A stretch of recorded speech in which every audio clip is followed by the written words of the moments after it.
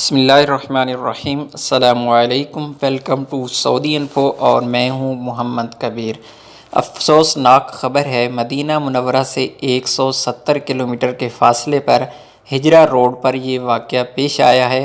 ایک حاجیوں کی بس کو حادثہ پیش آیا۔ حاجیوں کی بس ایک شیول کے ساتھ ٹکرا گئی، جس کے بعد بس کو آگ لگ گئی۔ حکومتی اداروں کے مطابق اس بس پر 39 حاجی سوار تھے، جن میں سے بعد میں 35 کی شہادت کی تصدیق کر دی گئی۔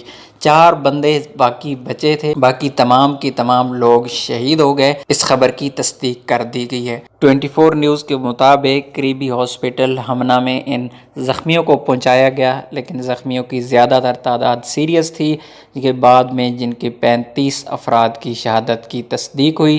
اب یہاں پر یہ نہیں بتایا گیا کہ یہ کون سی بس تھی۔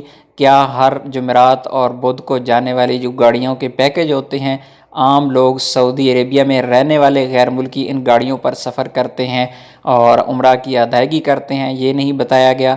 یا پھر یہ وہ بس تھی جو بیرون ملک سے اسپیشل صرف عمرہ کرنے کے لیے آتے ہیں، اور بسوں کے ذریعے وہ مدینہ منورہ سے مکہ المکرمہ اور مکہ المکرمہ سے مدینہ المنورہ شفٹ ہوتے ہیں۔ تو دعا ہے اللہ تعالیٰ ان حاجیوں کی مغفرت فرمائے، ان کے لواحقین کو صبر جمیل عطا فرمائے، اور جو باقی بچے ہیں اللہ تعالیٰ ان کو صحت کاملہ عاجلہ عطا فرمائے، اور جتنے بھی پردیسی بھائی دوسرے ملکوں میں موجود ہیں اللہ تعالیٰ ان کو اپنے حفظ و امان میں رکھے۔ آمین ثم آمین۔